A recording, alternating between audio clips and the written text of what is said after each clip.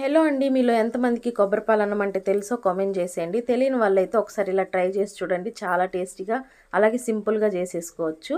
దీనికి నేనైతే కాంబినేషన్గా చికెన్ కర్రీ చేశాను. ఇప్పుడు మనం కొబ్బరి పాలన్నం ఎలా చేసుకోవాలో ఈ వీడియోలో చూసేయండి. ముందుగా కొబ్బరికాయని కట్ చేసి మిక్సీలో వేసుకొని వడగట్టుకుంటే ఇలా కొబ్బరి పాలు రెడీ అయిపోతాయి.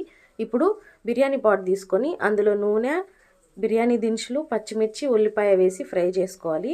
ఉల్లిపాయ ఫ్రై అయిన తర్వాత అల్లం వెల్లుల్లి పేస్ట్ వేసుకోవాలి. అది కొంచెం ఫ్రై అయిన తర్వాత పుదీనా, కొత్తిమీర వేసుకొని ఒకసారి బాగా కలుపుకోవాలి. మీకు కావాలనుకుంటే ఈ టైంలో సగం కుక్ చేసుకున్న వెజిటేబుల్స్ కూడా యాడ్ చేసుకోవచ్చు. నేనైతే బఠానీ వేసుకుంటున్నాను. వేసేసుకొని కొద్దిగా సాల్ట్ వేసి బాగా కలుపుకోవాలి. ఆ తర్వాత నేను ముందుగా నానబెట్టుకున్న బాస్మతి రైస్ యాడ్ చేసుకుంటున్నాను. నార్మల్ రైస్ అయితే 1కి 2 గ్లాసులు పాలు పోసుకుంటే సరిపోతుంది. నేనైతే బాస్మతి రైస్కి 1కి 1.5 తీసుకుంటున్నాను. ఇలా బియ్యం కూడా యాడ్ చేసుకున్న తర్వాత ఒకసారి మంచిగా కలిపేసుకొని ఇప్పుడు పాలు యాడ్ చేసుకోవాలి. కరెక్ట్ కొలత తీసుకుంటే మనకు రైస్ కూడా పర్ఫెక్ట్గా కుక్ అవుతుంది.